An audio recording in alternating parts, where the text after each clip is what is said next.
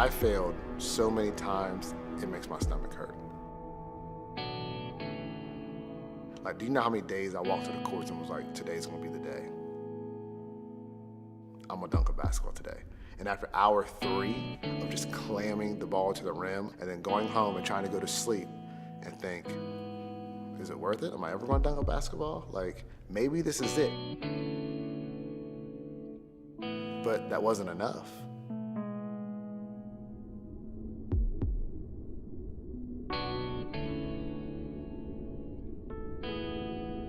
Because on paper, I used to look like, I wasn't even on the team.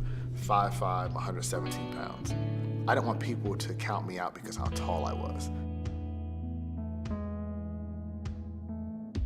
I didn't have really any real role models that was my height. So that was like the hardest thing for me is I didn't see anybody who was like me that could do it. You know how I got my first dunk? An accident. The ball bounced off the rim and I caught it and put it back in and grabbed the rim. And guess what? I didn't dunk for 3 more weeks after that. But I still did it. And then I saw an article about a Russian powerlifting team, and there was a fat Russian celebrating after a powerlifting event. And he was celebrating, but he was like 3 or 4 feet off the ground. So I started researching Russian powerlifting and like all the stuff that they did, like as far as like explosion training. Like that summer from my sophomore year to my junior year, I gained about 25 pounds of muscle. I put 18.5 inches on my vertical leap. And people always say, well, why do you work out so hard? I'm like, how many people do you know that's 5'5" dunking? That's what it took.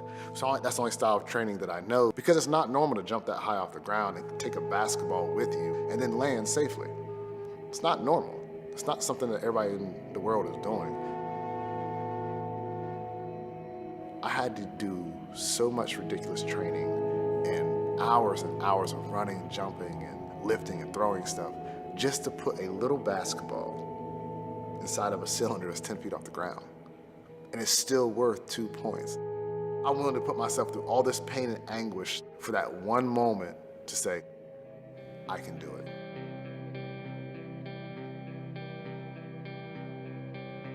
Everybody fails.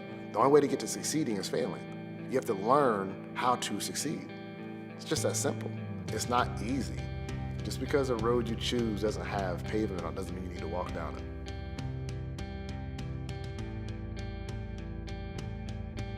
And that's what I love about my journey right now is that my story's getting out in the sense of kids are gonna realize that, hey, he was 5'5" and he was first team All-Ohio and went on to do great things in basketball being that small.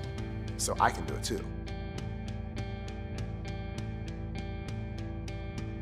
Anything's possible, like anything. I'm just a small town kid from Ohio. My grandfather, my mother, they used to always tell me, work hard, work hard, work hard.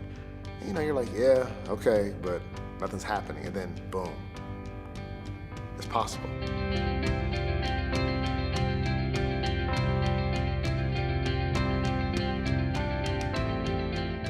I train this way because I want kids to realize that just because you're small, just because you're not from a big city, you can still do it. You can still live out your dream. You can still dunk a basketball. You can still be the best player on your team if you want to. I always tell people, like, just because you see somebody who's small, don't count them out.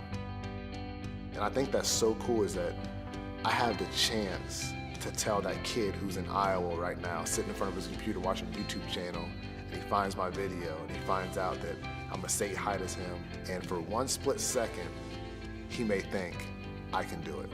And that's enough.